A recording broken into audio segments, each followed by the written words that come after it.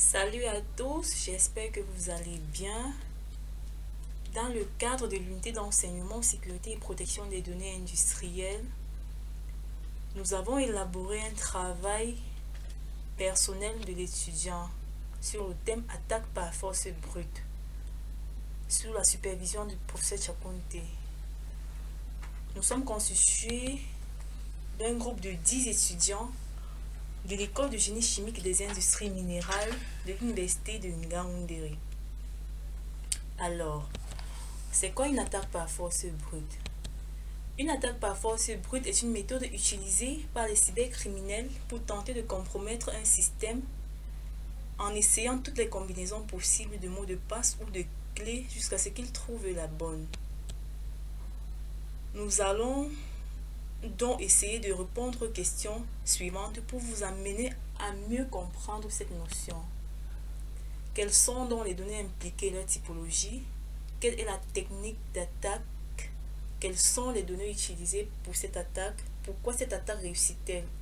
On va également essayer de contextualiser cette attaque dans un environnement d'entreprise industrielle côté employé et donner ensuite les mesures possibles pour empêcher la réussite de cette attaque au niveau utilisateur et au niveau de l'entreprise. Quelles sont donc les données impliquées et leur typologie? On distingue les mots de passe, les codes d'accès et les clés de chiffrement. Comme type de données, on a les données d'identification, les emails et noms d'utilisateurs, les données d'authentification, les mots de passe, les codes de PIN, les réponses aux questions de sécurité. Comme données sensibles, on a les données qui comprennent les informations financières, médicales ou personnelles qui pourraient être exploitées à des fins malveillantes. Quelle est la technique d'attaque? Pour les mots de passe, l'attaquant essaie de deviner un mot de passe en essayant toutes les combinaisons possibles de caractères jusqu'à ce qu'il trouve le bon. Les caractères peuvent être type numérique ou bien alphanumérique et même dans toutes les langues possibles. Cela donc peut inclure l'utilisation des dictionnaires de mots courants. Pour les clés de chiffrement, on a les clés de cryptage qui peuvent également être attaquées par force brute. L'attaquant essaye toutes les combinaisons possibles de clés jusqu'à ce qu'il puisse décrypter avec succès les données utilisées.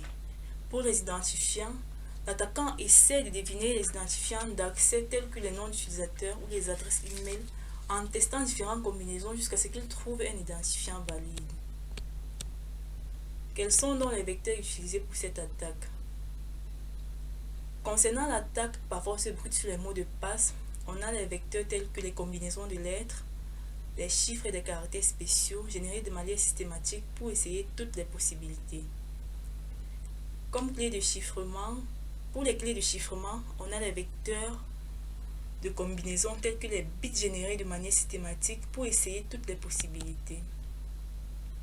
Nous pouvons également noter que les attaques par force brute ne servent pas qu'à deviner les identifiants ou les mots de passe. Elles servent souvent de vecteurs pour lancer d'autres attaques et exploiter les vulnérabilités de certains systèmes. Pourquoi cette attaque réussit-elle? Les attaques par force brute sont très répandues et très utilisées par des attaquants car elles peuvent tirer parti d'une pléthore de manquements sur le plan sécurité.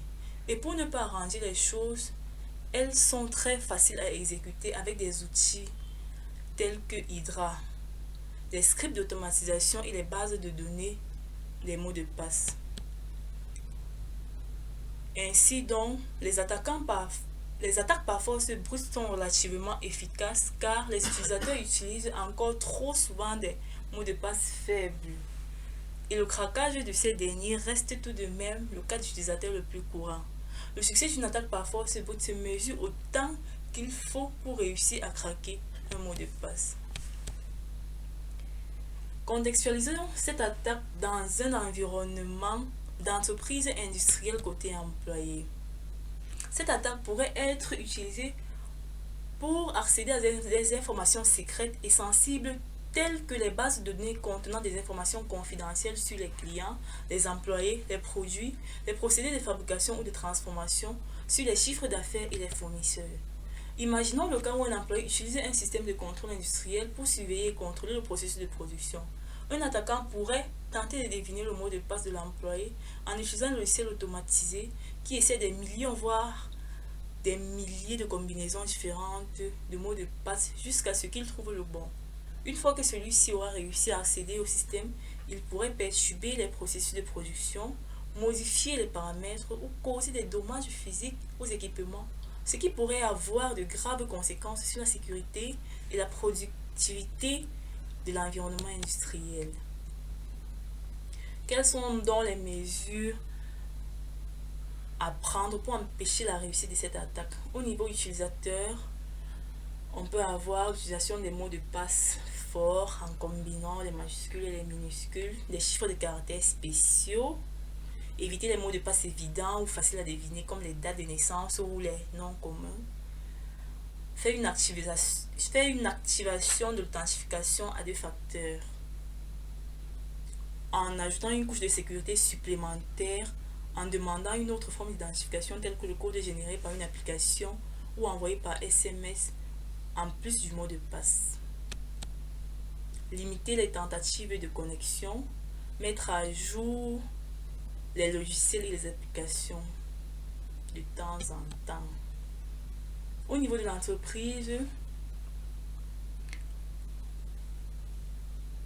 il est recommandé de mettre en place des mesures de sécurité telles que l'utilisation des mots de passe forts et complexes, la mise en place des limites de connexion et des blocages automatiques en cas de tentatives répétées de connexion infructueuse. Il est également important de mettre en place une surveillance active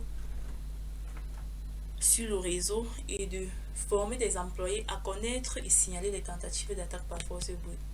Ainsi, il est nécessaire de mettre en place des pare-feux, des logiciels antivirus pour protéger le réseau informatique pour les employés tels que la vérification régulière, des mises à jour de sécurité. Et enfin, nous pouvons effectuer des sauvegardes régulières de nos données importantes pour éviter de perdre les informations.